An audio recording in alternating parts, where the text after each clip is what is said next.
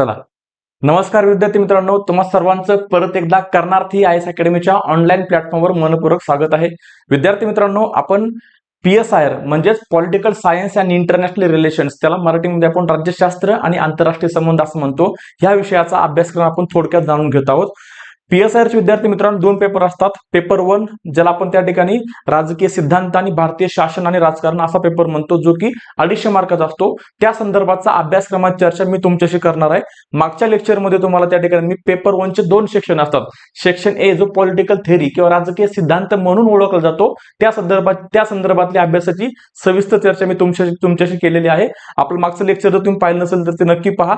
आणि आज आपण त्या ठिकाणी सेक्शन बी म्हणजे त्याला मराठीमध्ये आपण काय म्हणू, विभाग ब संदर्भात आपण काय करणार आहोत आज तर अभ्यासक्रमाची चर्चा करणार आहोत. आणि पेपर 2 जो असणार आहे, पेपर 2 च्या संदर्भात तुम्हाला चर्चा कोण करेल तुमच्याशी तर बाळासाहेब हिटे सर त्या ठिकाणी तुम्हाला सविस्तर अभ्यासक्रमाची चर्चा तुमच्याशी करतील. विद्यार्थी मित्रांनो, आपण PSIR म्हणजे राज्यशास्त्र आणि आंतरराष्ट्रीय संबंध या विषयाची नवीन बॅच सुरू केली आहे. ही batch online plus online plus recorded स्वरूपात असेल.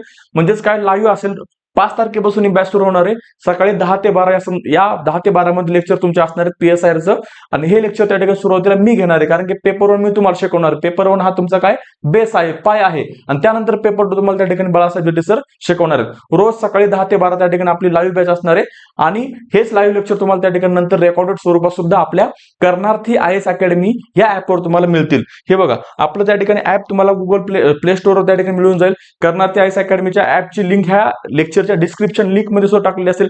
तुम्हाला काही जरी डाऊट आला या संदर्भात तर तुम्ही ह्या नंबरवर त्या ठिकाणी मला कॉल करू शकता, 90 49 78 15 68. चला, आता आपण त्या ठिकाणी आपल्या मूळ मुद्द्याकडे येऊ. मूळ मुद्दा काय, ह्या लेक्चरमध्ये आपल्याला पेपर 1 चा सेक्शन बी, ओके, पेपर 1 चा सेक्शन बी आपल्याला त्या ठिकाणी समजून घ्यायचं आहे. हे बघा, एका पेपर मध्ये 2 सेक्शन असतात.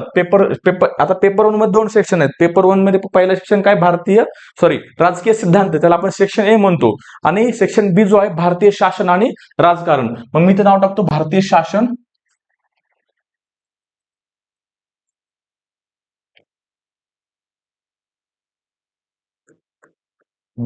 शासन आणि राजकारण.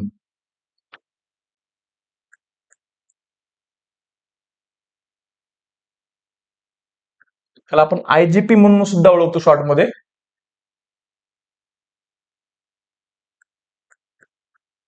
Indian government and politics. Okay, आता सुरुवातीला मी काय करेल तर याचा सिलेबस त्या ठिकाणी पूर्ण जे 11 चॅप्टर्स आहेत, हे 11 चॅप्टर त्या ठिकाणी मी तुम्हाला अगोदर बोर्डवर लिहून देईल. त्यानंतर त्या 11 चॅप्टर मध्ये सब टॉपिक्स कोणते आहेत ह्याची आपण थोडक्यात चर्चा करू. इंटायर PSIR मध्ये विद्यार्थी मित्रांनो 40 टॉपिक्स आहेत, लक्षात ठेवा. इंटायर PSIR मध्ये 40 टॉपिक्स आहेत. सेक्शन ए मध्ये किती आहेत त्या ठिकाणी इथं बघा, पहिले 10 आणि नंतरचे पेपर 1 मध्ये किती आहेत, पहिले 10 सेक्शन ए मध्ये आणि नंतर त्या ठिकाणी किती 11, म्हणजे 21 टॉपिक्स तुम्हाला पेपर 1 मध्ये पाहायला मिळणार आणि 19 टॉपिक तुम्हाला पेपर 2 मध्ये पाहायला मिळणार. म्हणजे एकूण त्या ठिकाणी किती टॉपिक्स असणार आहेत तर 40 टॉपिक्स असणार आहेत, लक्षात ठेवा. ओके, लक्षात ठेवा. PSIR जर तुम्हाला लेंदी जरी वाटत असला तर PSIR हा इतर विषयांमध्ये खूप ओव्हरलॅपिंग आहे. म्हणजे जर तुम्ही GS2 बघितला, जर तुम्ही काही टॉपरच्या मुलाखती बघितल्या ज्यांचा ऑप्शनल PSIR आहे, ते काय सांगतात की आम्ही PSIR अभ्यासल्याच्या नंतर GS2 आम्ही अजिबात अभ्यासलेला नाही. त्यामधला गव्हर्नन्स आणि सोशल जस्टिस हा जर पोर्शन सोडला, जो की खूप कमी आहे, लक्षात ठेवा. 250 मार्कात जर पेपर असेल तर 210 मार्कापर्यंत किंवा 200 मार्कापर्यंत तुम्हाला पॉलिटी आणि IR हा 2 सेक्शन मध्ये त्या ठिकाणी तुमचा GS2 कव्हर होतो. GS2 मध्ये 200 मार्क तुम्हाला पॉलिटी आणि IR ला पाहायला मिळतात आणि गव्हर्नन्स आणि सोशल जस्टिसला फक्त उरलेले 50 मार्क आपल्याला पाहायला मिळतात. म्हणजे टॉपर्स काय म्हणतात की जर आम्ही त्या ठिकाणी PSIR चांगला अभ्यासलेला आहे तर आम्हाला GS2 मध्ये जास्त काय करण्याची गरज पडत नाही. त्याचबरोबर इतिहासामध्ये पण तुम्हाला हा ओव्हरलॅपिंग पाहायला मिळतोय. GS3 मध्ये पण तुम्हाला इंटरनल सिक्युरिटी असेल, त्यानंतर इकॉनॉमी संदर्भात काय पोर्शन असेल, एन्व्हायरमेंट संदर्भात काय पोर्शन असेल, इथं आपण एन्व्हायरमेंट पर्यावरणात चळवळी आपण अभ्यासतो, इथं तुम्हाला त्या ठिकाणी तो ओव्हरलॅप होताना मिळतोय. GS4 मध्ये काय थिंकर्स आहेत, जसे महात्मा गांधी जे असतील, थॉमस असेल, सॉक्रेटिस असेल, प्लेटो असेल, हे थिंकर त्या ठिकाणी तुम्हाला PSIR चा पाय आहेत, गाभा आहेत. इथं अभ्यासल्याशिवाय त्या ठिकाणी तुम्हाला PSIR समजणार नाही. आणि हे थिंकर तुम्ही इथं अभ्यासल्यामुळे तुम्हाला इथिक्स मध्ये सुद्धा याचा फायदा होणार आहे. सर्वात महत्त्वाची गोष्ट PSIR ची काय माहितीये का, तर तुमची त्या ठिकाणी एक कन्स्ट्रक्टिव्ह विचारसरणी विकसित करायला PSIR मदत करतो. म्हणजे प्रत्येक गोष्टीकडे तुम्ही त्या ठिकाणी वेगवेगळ्या अँगलनं बघू शकता एकदा जर तुम्ही PSIR चा अभ्यास केला तर. कारण का सिलेबस त्या ठिकाणी एवढा डायनामिक्स आहे, वेगवेगळ्या अँगल्सला या सिलेबसनं टच केलेलं आहे. त्यामुळे तुम्ही प्रत्येक घटकांशी त्या ठिकाणी निगडीत राहता किंवा त्या संदर्भात तुम्हाला माहिती मिळते. आता बघा, सगळ्यात पहिला टॉपिक काय तर भारतीय राष्ट्रवाद. ओके, जर तुम्ही त्या ठिकाणी नवीन असाल तर ह्या गोष्टी सगळ्या ज्या काही मी बोर्डवर लिहितोय ह्या गोष्टी तुम्ही लिहून घ्या. ओके, इंडियन नॅशनलिझम, भारतीय राष्ट्रवाद. ओके, आणि जर तुम्हाला त्या ठिकाणी प्रिव्हियस लेक्चर बघितलं असेल तर ते अगोदर बघून घ्या, कारण की तो आपला पाय आहे. भारतीय राष्ट्रवाद पहिला टॉपिक आहे. दुसरा आपला आहे की भारतीय संविधानाची निर्मिती होत असताना, मग मी त्या ठिकाणी काय टाकेल की भारतीय संविधानाची निर्मिती. आता टॉपिक्स मध्ये सुद्धा त्या ठिकाणी एक सिक्वेन्स मेंटेन केलेला आहे आयोगानं, ते मी तुम्हाला सांगणार आहे. भारतीय संविधानाची निर्मिती.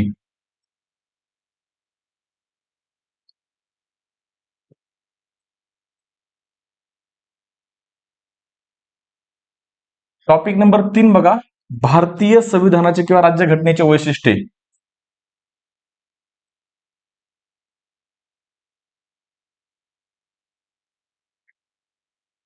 भारतीय राज्यघटनेचे वैशिष्ट्ये.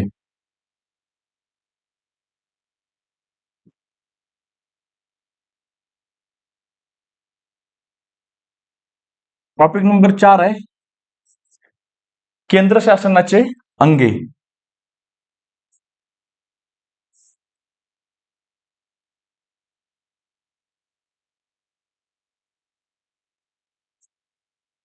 केंद्र शासनाचे अंगे. ओके, टॉपिक नंबर 5 आहे त्या ठिकाणी आपण प्रामुख्याने म्हणतो की तळागाळातील लोकशाही, ग्रासरूट डेमोक्रेसी. यामध्ये आपल्याला पंचायत राज संदर्भात अभ्यासायचं आहे. तळागाळातील लोकशाही, त्याला आपण काय म्हणतो, ग्रासरूट डेमोक्रेसी. ओके, तळागाळातील लोकशाही. टॉपिक नंबर 6 आहे बघा, संघराज्यवाद. एकच minute just, sorry. Topic number 6 आहे वैधानिक आयोग. वेगवेगळे आयोग आपल्या या ठिकाणी बघायचे आहेत. टॉपिक नंबर 7 आहे संघराज्यवाद. संघराज्यवाद. आता हे जे 7 टॉपिक्स आहेत विद्यार्थी मित्रांनो, हे 7 टॉपिक भारतीय शासनासंदर्भात आहेत. आपल्या पेपरचं नाव काय, भारतीय शासन आणि राजकारण. लक्षात ठेवा, हे 7 टॉपिक भारतीय शासनासंदर्भात आपल्याला पाहायला मिळतात आणि उर्वरित 4 टॉपिक्स आपल्याला भारतीय राजकारणासंदर्भात पाहायला मिळतात. मग ते 4 टॉपिक कोणते बघा.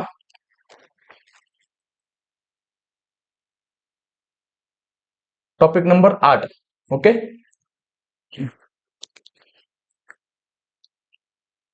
नियोजन संदर्भात त्याचं नाव एक्झॅक्टली मी बघतो काय, एकच मिनिट.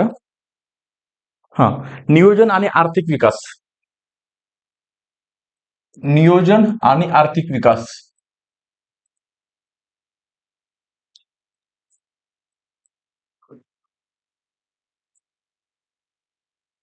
नियोजन आणि आर्थिक विकास यामध्ये आपल्या त्या ठिकाणी नियोजनासंदर्भात गांधींचा दृष्टिकोन आणि नियोजनासंदर्भात आपल्याला नेहरूंचा दृष्टिकोन आपल्या या ठिकाणी अभ्यासायचा आहे. नियोजन आणि आर्थिक विकास.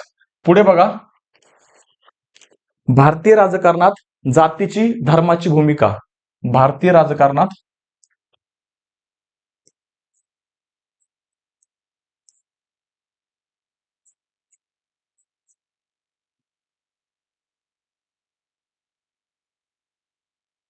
जात,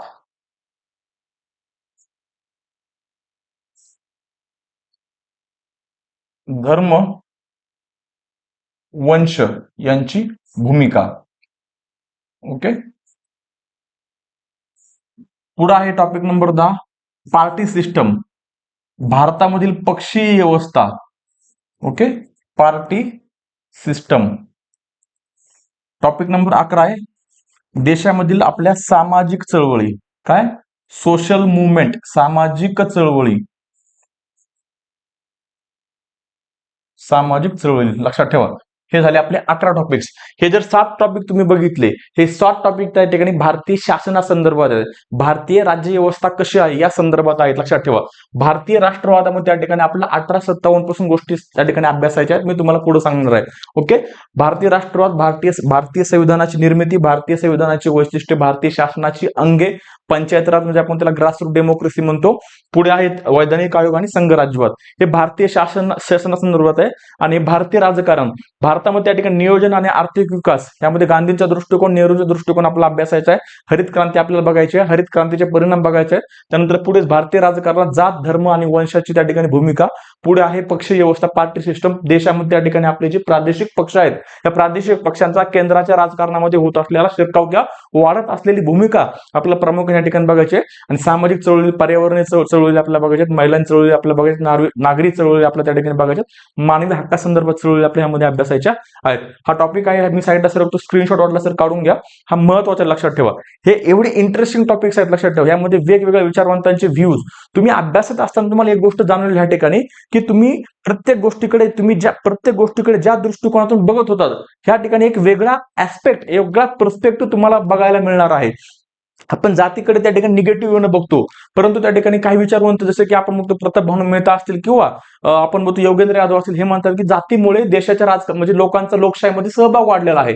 कसा वाढलेला आहे आपण ते पुढे त्या ठिकाणी टॉपिक्स मध्ये बघणार आहोत. त्याचबरोबर आपण प्रत्येक टॉपिक हा रिव्हिजन करत पुढे जाणार आहोत. मग आपण जर जे आज शिकलेलो आहोत ते उद्याच्या लेक्चरमध्ये आपण त्या ठिकाणी पहिले रिवाइज करू आणि नंतरच पुढे जाऊ. हे आपलं त्या ठिकाणी स्टँडर्ड पॅटर्न आहे अभ्यासाचा. ओके, आता आपण एक एक टॉपिक थोडक्यात डिस्कस करू की ह्यामध्ये आपल्याला काय काय अभ्यासायचं आहे. आता पहिला बघा, भारतीय राष्ट्रवाद.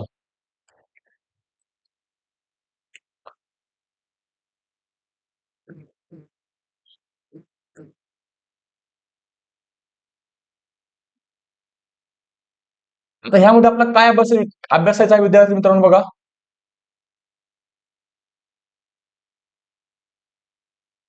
Okay, topic number 1.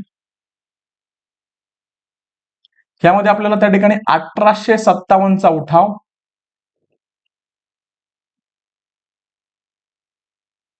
1885 मध्ये इंडियन नॅशनल काँग्रेसची स्थापना आणि त्यानंतर भारतीय राजकारणाला मिळालेले वेगळं वळण किंवा स्वरूप. पुढे 1905 ला झालेली बंगालची फाळणी. या प्रत्येक घटना आपल्याला थोडक्यात बघायच्या आहेत. हे सगळं तुम्ही इतिहासामध्ये अभ्यासलेला असणार आहे.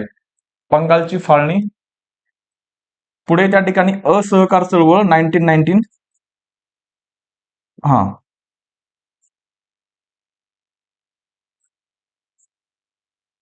असहकार चळवळ. पुढे 1930 सविनय कायदेभंग चळवळ.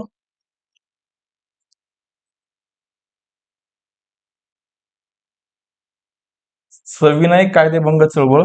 पुढे 1942 चले जाव आंदोलन.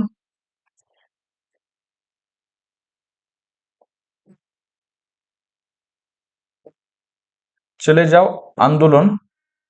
ओके, त्याचबरोबर त्या ठिकाणी भारतीय राजकारणामध्ये, भारतीय स्वातंत्र्य लढ्यामध्ये शेतकऱ्यांच्या चळवळी, व्यापाऱ्यांच्या चळवळी, भारतीय स्वातंत्र्य लढ्यामध्ये असलेला महिलांचा सहभाग आपल्याला यामध्ये अभ्यासायचा आहे. म्हणजे आपण त्या ठिकाणी सुरुवात करत असताना विद्यार्थी मित्रांनो, अगोदर त्या ठिकाणी आपल्याला स्वातंत्र्य कसं मिळालं, भारतीय राष्ट्रवादाची चळवळ कशा पद्धतीने पुढे ढकलत गेली, पुढे चालत गेली, याचा आपल्याला अभ्यास करायचा आहे.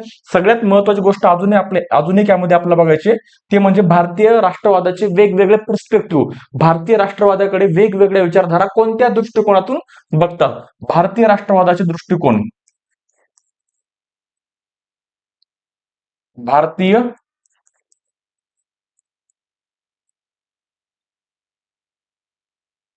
राष्ट्रवादाचे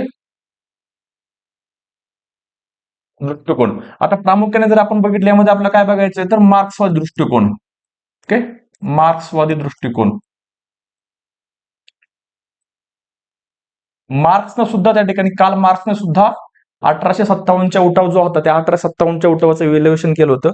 भारतीय राष्ट्रवादाकडे मार्क्सवादी कसं बघतात, की मार्क्सवादी म्हणतात की राष्ट्रवाद ही जी विचारधारा आहे, ही विचारधारा त्या ठिकाणी बुर्जुआ क्लासची विचारधारा आहे. बुर्जुआ क्लास म्हणजे काय, थोडक्यात भांडवलदार वर्ग. ओके, राष्ट्रवाद ही विचारधारा भांडवलदार वर्गाची विचारधारा आहे. ह्या विचारधारेच्या नावाखाली जे भांडवलदार वर्ग आहेत आपल्याला एकत्र करतात आणि त्यांच्या फायद्याच्या गोष्टी आपल्याकडनं करून घेतात. आता बघा, आपल्या भारतीय राष्ट्रवादाच्या चळवळीच्या मार्फत भारताला स्वातंत्र्य मिळालं. भारताला स्वातंत्र्य मिळाल्याच्या नंतर ज्या ठिकाणी लोकशाही, आपल्या भारतामध्ये लोकशाही प्रस्थापित झाली, परंतु लोकशाही प्रस्थापित झाल्यानंतर सुद्धा सत्ता ही त्या ठिकाणी लोकांच्या हातामध्ये न एकवटता जे त्या ठिकाणी आपण म्हणतो की भांडवलदार वर्ग आहे, जो पैशावाला क्लास आहे, पैशावाला वर्ग आहे, आपण त्याला अभिजात वर्ग अशी संकल्पना वापरतो. या अभिजात वर्गाच्या हातामध्ये सत्ता एकवटलेली आपल्याला पाहायला मिळते. लक्षात ठेवा. ब्रिटिश गेले आणि ब्रिटिशांच्या जागेवर जे जमीनदार होते, ह्या जमीनदारांनी राजकारणामध्ये सहभाग घेतला आणि ह्यांच्याच हातामध्ये आपल्याला सत्ता आलेली पाहायला मिळते. म्हणजेच त्या ठिकाणी फक्त त्या ठिकाणी सत्तेचा फॉर्म बदललाय, सत्ते त्या ठिकाणी व्यवस्था बदललेली आहे, परंतु ज्या सर्वसामान्य लोकांच्या हातामध्ये सत्ता आलेली नाही, त्यांच्या जीवनामध्ये कसल्याही प्रकारचा बदल झालेला आपल्याला पाहायला मिळत नाही, असं मार्क्सवादी भारतीय राष्ट्रवादीकडे, भारतीय राष्ट्रीय चळवळीकडे बघतात. सो असे वेगवेगळे दृष्टिकोन आपल्याला यामध्ये अभ्यासायचे आहेत. हा पहिला टॉपिक आहे. 1857चा इम्पॅक्ट, त्या ठिकाणी 1857चा उठावाचा इम्पॅक्ट असेल. भारतीय राष्ट्रीय काँग्रेसच्या स्थापनेनंतर भारतीय राष्ट्रवादाची दिशा कशी बदलली, त्यानंतर पुढे सविनय कायदेभंग चळवळ असेल, म्हणजे गांधींचा प्रामुख्याने सहभाग असेल, भारतीय राष्ट्रवादामध्ये महिलांची भूमिका असेल, भारतीय राष्ट्रवादामध्ये शेतकऱ्यांची भूमिका असेल, व्यापारी चळवळी असतील, ह्या इत्यादी चळवळींचा अभ्यास त्या ठिकाणी आपल्याला ह्या लेक्चरमध्ये करायचा, ह्या टॉपिक्समध्ये करायचा आहे. लक्षात ठेवा. आता 2 नंबर इथपर्यंत काय बघितलं आपण, तर इथपर्यंत भारताला स्वातंत्र्य मिळत आहे, आपण हे बघितलेलं आहे. लक्षात ठेवा. इथपर्यंत काय बघितलं आपण, भारताला स्वातंत्र्य मिळत आहे. आता दुसरा टॉपिक बघा, मी तुम्हाला काय सांगतोय की सिक्वेन्स आहे, प्रत्येक टॉपिक हा एकमेकांना कनेक्ट आहे. इथपर्यंत काय झालं, भारताला स्वातंत्र्य मिळालं आपण आता बघितलं. आता पुढे बघा, पुढचं काय गोष्ट याच्यामध्ये आहेत की आता भारताला स्वातंत्र्य मिळालं, मग 1946 ला संविधान सभेची स्थापना झाली. संविधान सभेची स्थापना कशासाठी झाली, तर स्वतंत्र भारतासाठी संविधान लिहायचं आहे, त्यासाठी त्या ठिकाणी संविधान सभेची स्थापना झाली. आपल्या ह्यामध्ये काय बघायचंय, संविधान सभेची निर्मिती किंवा संविधानाची निर्मिती.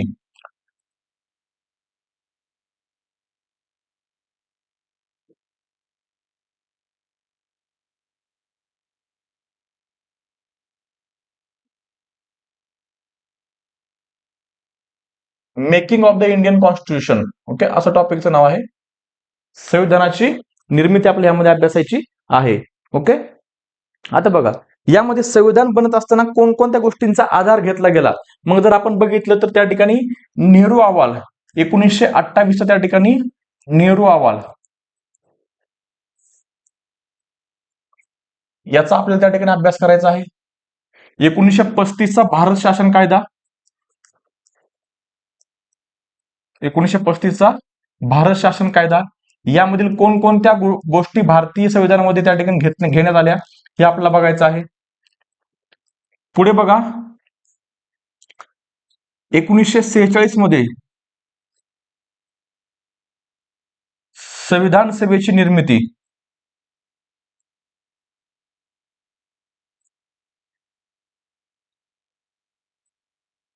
हे आपल्या यामध्ये अभ्यासायचं आहे.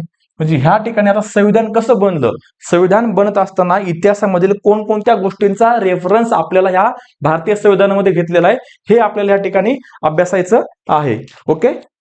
पुढे बघा, आता टॉपिक नंबर 3 की भारतीय संविधानाची वैशिष्ट्ये. ओके. आपण थोडक्यात बघत आहोत, आपण डीप मध्ये गोष्टी समजून घेत नाही आहोत. ह्या ठिकाणी आपल्याला लेक्चरमध्ये सगळ्या गोष्टी चांगल्या पद्धतीने समजून घ्यायच्या आहेत. भारतीय संविधानाची वैशिष्ट्ये, टॉपिक नंबर 3. आता संविधान लिहिलं गेलं, बरोबर का, संविधानाची निर्मिती झाली, मग त्या संविधानामध्ये कोणत्या गोष्टी त्या ठिकाणी आपण बघतोय, कोणते वैशिष्ट्य संविधानाचे आहेत, हे आपल्याला टॉपिक मध्ये बघायचं आहे. भारतीय संविधानाची वैशिष्ट्ये.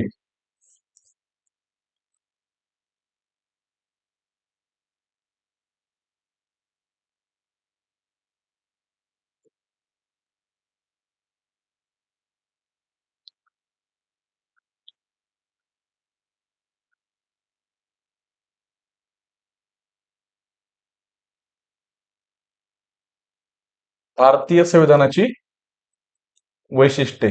ओके. Topic number 3. आता यामध्ये आपल्याला काय काय अभ्यास आहे बघा, की संविधानामध्ये काय काय आपल्या एक प्रस्तावना आहे, बरोबर. दुसरा आपण प्रामुख्याने बघतो महत्वाचं म्हणजे मूलभूत हक्क. कोणते युनिक फीचर्स भारतीय संविधानामध्ये आपल्याला पाहायला मिळतात, त्या संदर्भात आपला अभ्यास करायचा आहे. पुढे आहे DPSP, directive principle of state policy. पुढे आपण बघतो फंडामेंटल ड्युटीज. ओके. त्यानंतर आपल्याला ह्यामध्ये अभ्यास करायचं की भारतीय संविधानामध्ये जे basic structure of the constitution ही जी संकल्पना उदयास आलेली आहे, ही संकल्पना कशी उदयास आली, म्हणजेच काय की संविधानाची मूलभूत संरचना ही संकल्पना कशी उदयास आली, हिचा इतिहास काय, सर्वोच्च न्यायालयाच्या कोणत्या खटल्यामध्ये मूलभूत संरचनेसंदर्भात निकाल देण्यात आला, आणि त्यानंतर मूलभूत संरचना आपल्या भारतीय संविधानाचा गाभा कशी बनली, या संदर्भात आपल्याला त्या ठिकाणी अभ्यासायचं आहे. म्हणजे काय, मूलभूत संरचना, संविधानाची मूलभूत संरचना.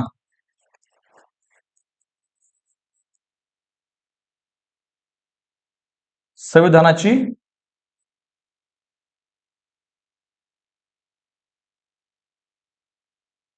मूलभूत संरचना, basic structure of the constitution. Okay, पुढे बघा आपल्याला न्यायिक पुनर्विलोकन संदर्भात त्या ठिकाणी आपला अभ्यास करायचा आहे. ज्युडिशियल रिव्ह्यू आपल्याला बघायचा आहे. न्यायिक पुनर्विलोकन.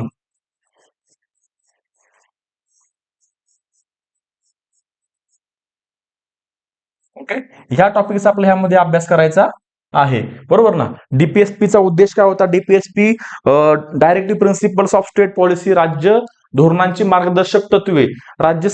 सरकारे धोरणे आखत असताना सरकारांना त्या ठिकाणी या तत्वांना विचारात घ्यावं लागेल आणि त्याच दृष्टिकोनातून त्या ठिकाणी धोरणं आखावी लागतील. उदाहरणार्थ आपण बघतो की 39 मध्ये काय आहे, कलम 39 मध्ये की कलम 39 हे मोफत कायदेविषयक सल्ला. लक्षात ठेवा, मोफत कायदेविषयक सल्ला. 42वी घटना दुरुस्ती 1996 मोफत कायदेविषयक सल्ला त्या ठिकाणी पुट करण्यात आला आपल्या डीपीएसपी मध्ये. या संदर्भात त्या ठिकाणी पॉलिसी आखत असताना राज्यांना काय करायचंय, तर मोफत कायदेविषयक सल्ला त्या ठिकाणी कसा लोकांपर्यंत पोहोचवता येईल या संदर्भात पॉलिसी आखायची. म्हणजे सरकारनं, शासनानं धोरण आखत असताना हे प्रिन्सिपल्स त्या ठिकाणी प्रिन्सिपल त्या ठिकाणी मेन फीचर असले पाहिजे त्या पॉलिसीचे. हे प्रिन्सिपल सत्यामध्ये उतरवण्यासाठी शासनानं प्रयत्न केले पाहिजेत, लक्षात ठेवा. मग त्या ठिकाणी डीपीएसपी ला इम्प्लिमेंट करण्यामध्ये खरंच शासनाला यश आलेलं आहे का, कितपत यश आलेलं आहे की अपयश आलेलं आहे, अपयशाचे मागचे कारणे काय, त्यानंतर ह्याच्यावर उपाय काय, या सगळ्या गोष्टी आपल्या डीपीएसपी मध्ये बघायच्या आहेत. फंडामेंटल ड्युटीच्या संदर्भात पण आपला अभ्यास आहे की कोणत्या महत्वाच्या फंडामेंटल ड्युटी ज्यामध्ये समाविष्ट करणं अपेक्षित होतं परंतु केलेलं नाहीत. उदाहरणार्थ काय की त्या ठिकाणी सर्वांनी मतदान करणं हे प्रत्येकाचं मूलभूत कर्तव्य असलं पाहिजे. हे मूलभूत कर्तव्य त्या ठिकाणी आपल्या ड्युटीज मध्ये मेन्शन केलेलं नाही. म्हणजेच काय, फंडामेंटल ड्युटीच्या संदर्भात पण असलेल्या समस्या आपल्याला यामध्ये अभ्यासायच्या आहेत. पुढचा टॉपिक बघा, topic number 4. Topic number 4. Topic number 4 बघा की भारतीय शासनाचे विविध अंगे.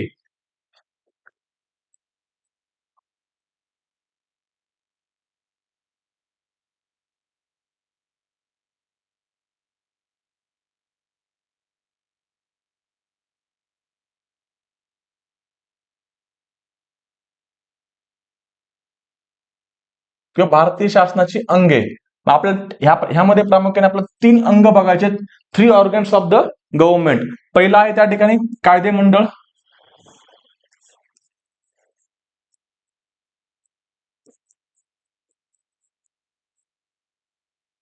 पहिला आहे कायदेमंडळ. एकच मिनिट. दुसरं आहे कार्यकारी मंडळ.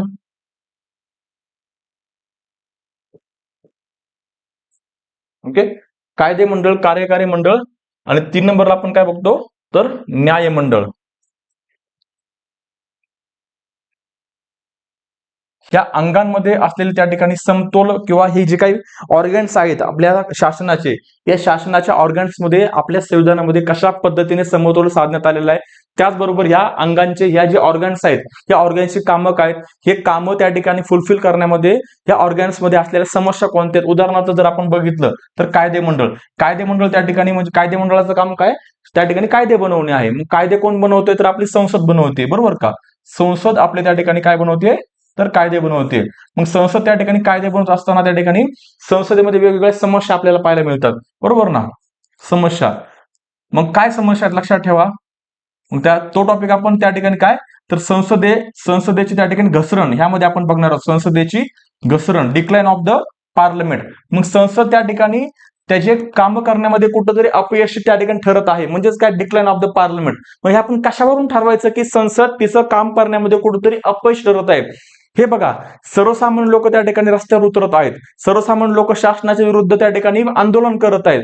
मग हे जर त्या ठिकाणी सामाजिक चळवळी जर वाढत असतील, सामाजिक चळवळीचं प्रमाण वाढतं, याचा अर्थ त्या ठिकाणी संसद स्वतःचं काम पूर्ण करण्यामध्ये कुठेतरी अपयशी ठरते. जर संसदेनं त्या ठिकाणी कार्य करत असताना समाजातील प्रत्येक घटकाच्या मागण्या जर पूर्ण केल्या किंवा प्रत्येक घटकातील ज्या काही आशा अपेक्षा आहेत त्या घटकाच्या आशा अपेक्षा पूर्ण करण्यामध्ये जर संसद यशस्वी ठरली तर त्या ठिकाणी समाजातील घटक हा रस्त्यावर उतरणार नाही, म्हणजे सामाजिक चळवळी, नागरिक चळवळी वाढणार नाहीत. उदाहरणार्थ बघा, उदाहरणार्थ त्या ठिकाणी 2020 मध्ये 19-20 मध्ये आपण काय बघतो की तीन कृषी कायदे त्या तीन कृषी कायद्याच्या संदर्भात त्या ठिकाणी काय होतं, तर पंजाब, हरियाणा आणि उत्तर प्रदेशचे शेतकरी रस्त्यावर उतरले होते, लक्षात ठेवा. म्हणजेच त्या ठिकाणी संसद कुठंतरी समाजातील घटकांच्या आशा अपेक्षा पूर्ण करण्यामध्ये कुठंतरी अपयशी ठरत आहे. म्हणजेच काय, now there is a decline of the parliament, संसदेची कुठेतरी आता घसरण होते. हे टॉपिक्स आपल्याला ह्यामध्ये अभ्यासायचे आहेत. न्याय मंडळामधील समस्या काय, तर पेंडिंग ऑफ द केसेस, ज्या काय केसेस आहेत, जे काय निकाल आहेत, हे त्या ठिकाणी प्रचंड प्रमाणात त्या ठिकाणी काय पेंडिंग आहेत. आज त्या ठिकाणी काल त्या ठिकाणी सर्वोच्च न्यायालयाने एक त्या ठिकाणी टीम तयार करण्याची सूचना दिली की आपण अशी त्या ठिकाणी एक ग्रुप तयार करू, असा गट तयार करू की जो विविध खटल्यांमध्ये जे खटले पेंडिंग आहेत त्या पेंडिंग खटल्यामध्ये त्या ठिकाणी मध्यस्थी करण्याचं काम करेल. हा एक्सपर्ट ग्रुप असेल. हा ग्रुप काय करेल, जे दोन पार्टीज आहेत त्या दोन पार्टीज मध्ये त्या ठिकाणी मेडिएशन किंवा मध्यस्थ करण्याचं काम करेल आणि मध्यस्थीच्या मार्फत ते खटले त्या ठिकाणी निकाल लावले जातील, असं सर्वोच्च न्यायालयाने त्या ठिकाणी सांगितलेलं आपल्याला पाहायला मिळते. या संदर्भात सेपरेट व्हिडिओ घेऊन आपण येऊ आपल्या युट्यूब चॅनलवर. तर ह्या सगळ्या गोष्टींचा आपल्याला ह्यामध्ये अभ्यास करायचा आहे. आता विद्यार्थी मित्रांनो, पुढे बघा टॉपिक नंबर 5. टॉपिक नंबर 5 काय, तर तळागाळातील लोकशाही, आपण त्याला काय म्हणतो, ग्रास रूट डेमोक्रेसी. ओके,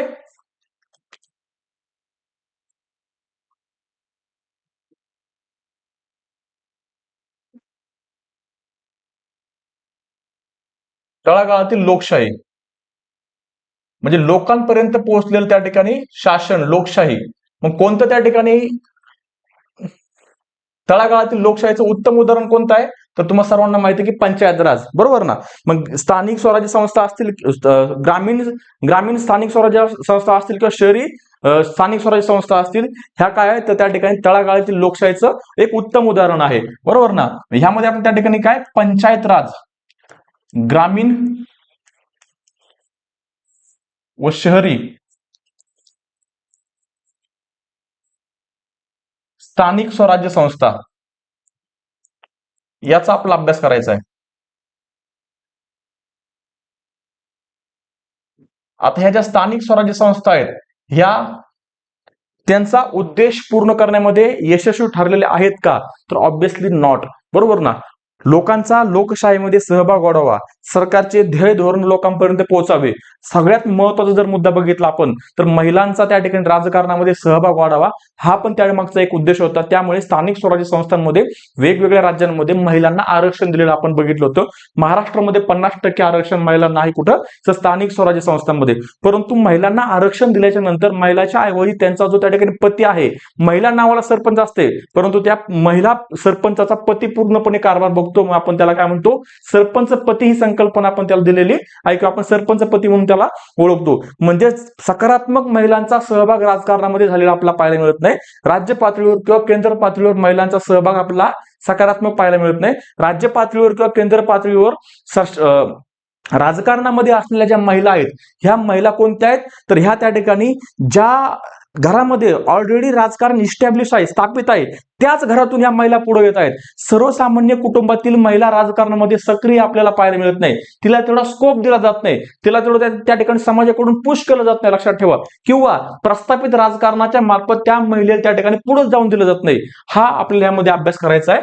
ग्रामीण व शहरी स्थानिक स्वराज्य संस्था ह्या आपल्या यामध्ये अभ्यासाचे आहेत. यामध्ये प्रामुख्याने 73वी व 74वी घटना दुरुस्ती,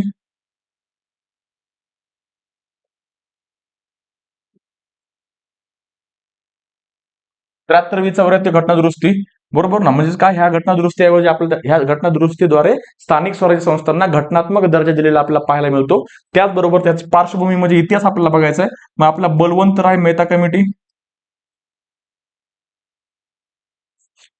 अशोक मेहता कमिटी,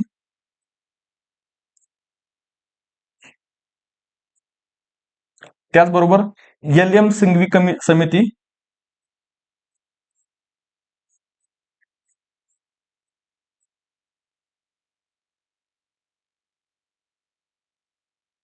इत्यादी समित्यांचा त्या ठिकाणी आपला अभ्यास करायचा आहे.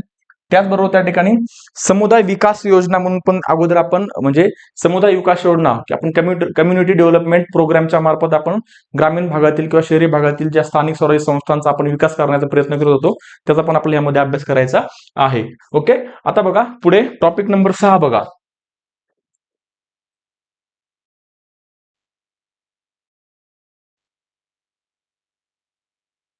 Topic number 6. हा पेन थोडा व्यवस्थित दिसत नाही. ओके, एक मिनिट. हा, टॉपिक नंबर 6, विविध वैधानिक संस्था.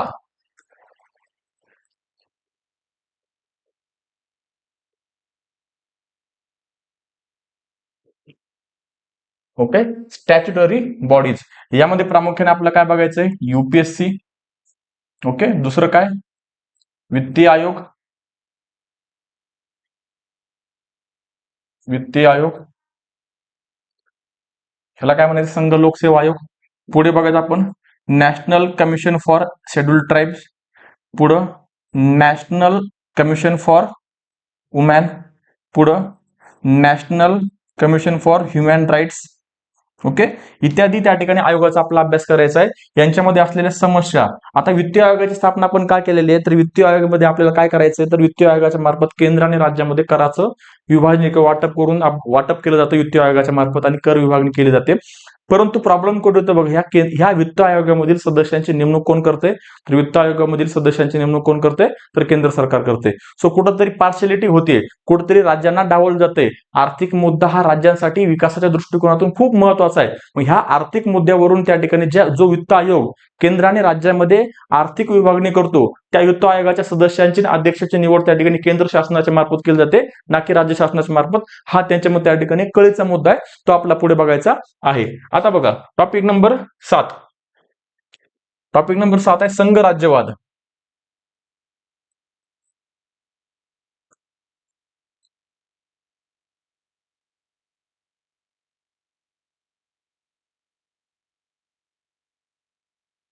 संघ राज्यवाद. ओके, आता ह्यामध्ये आपला काय अभ्यास आहे बघा. ह्यामध्ये आपल्याला प्रादेशिकवाद किंवा प्रादेशिकता, प्रादेशिकतावाद, बरोबर. त्याचबरोबर त्या ठिकाणी केंद्र राज्य विवाद,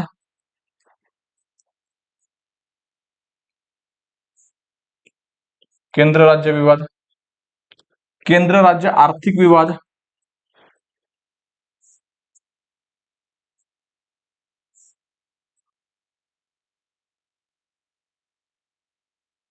केंद्र राज्य आर्थिक विवाद, इत्यादी गोष्टींचा आपल्याला ह्यामध्ये अभ्यास करायचा आहे.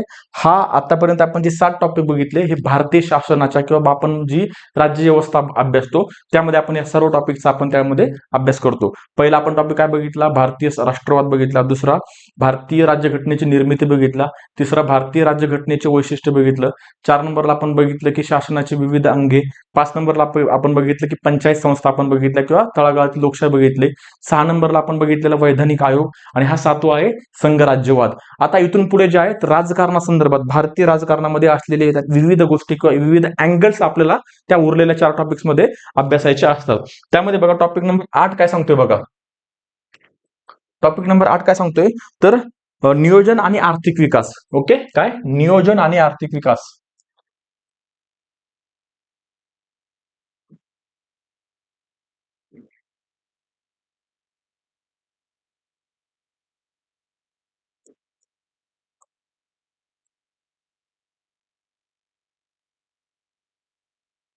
नियोजन आणि आर्थिक विकास.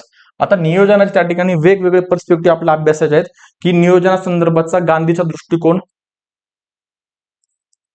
नियोजनाचा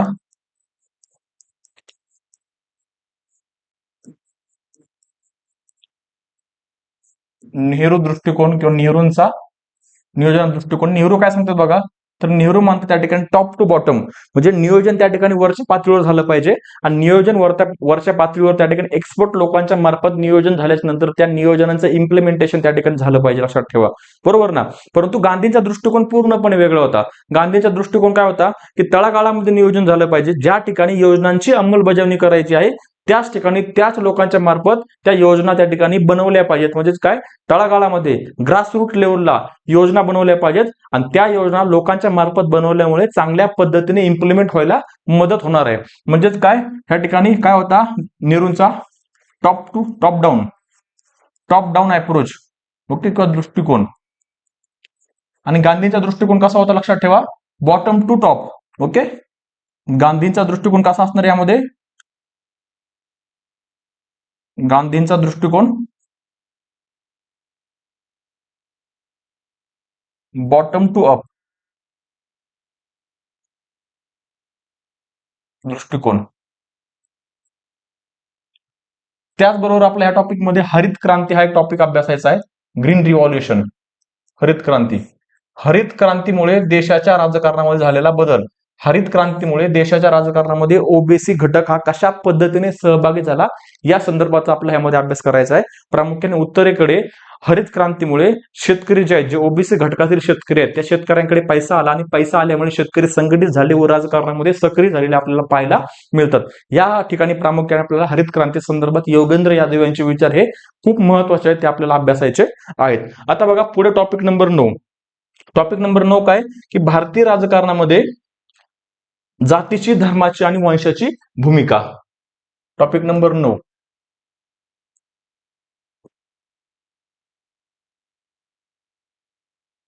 भारतीय राजकारणात जात, धर्म व वंशाची भूमिका.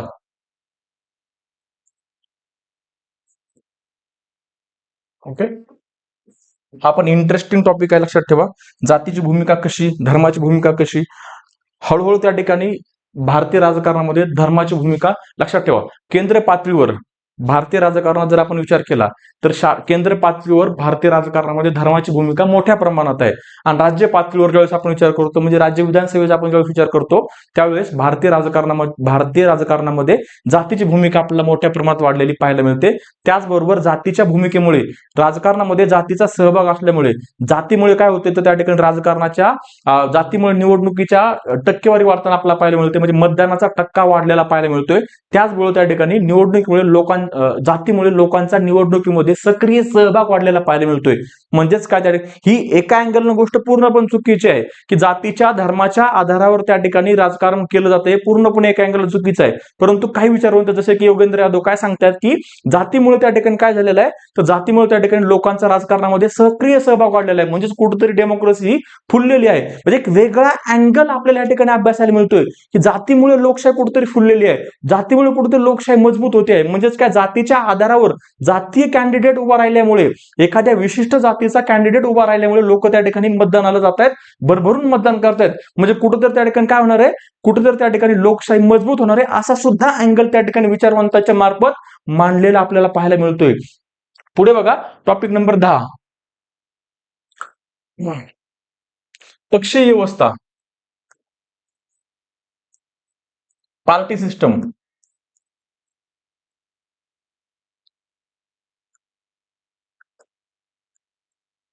ओके, राष्ट्रीय पक्ष,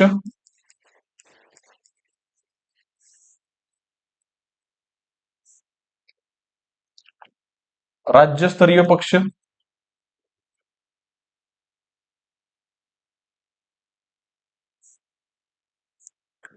आघाड्यांचं राजकारण इत्यादी गोष्टींचा अभ्यास आपल्याला या टॉपिक मध्ये करायचा आहे. आता त्या ठिकाणी 1990च्या नंतर आपल्या देशामध्ये आघाड्याचं राजकारण वाढलेलं पाहायला मिळते. 1990च्या नंतर किंवा 1980च्या नंतर सुद्धा भारतीय राजकारणामध्ये जे प्रादेशिक पक्ष आहेत, या प्रादेशिक पक्षांना त्या ठिकाणी काय मिळू लागलं तर बहुमत मिळू लागलं.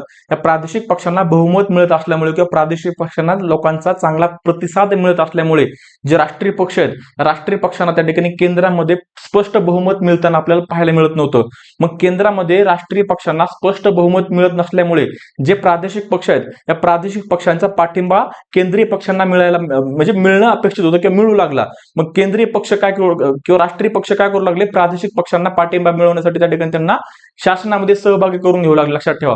म्हणजेच काय तर प्रादेशिक पक्षांचा केंद्रीय राजकारणामध्ये किंवा राष्ट्रीय राजकारणामध्ये दबदबा वाढलेला आपल्याला पाहायला मिळतोय.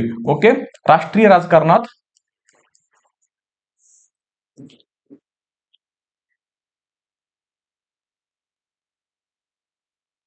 वाढलेला सहभाग हे आपल्या ह्यामध्ये अभ्यासायचं आहे. वाढलेला सहभाग. ओके, आता शेवटचा टॉपिक ह्यामध्ये आपला कोणता अभ्यास आहे? टॉपिक नंबर 11, सामाजिक चळवळी. कोणता तर सामाजिक चळवळी.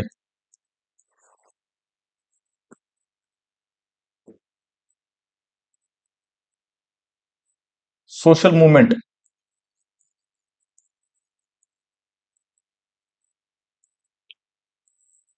सामाजिक चळवळी त्यामध्ये काय तर बघा, नागरी चळवळी,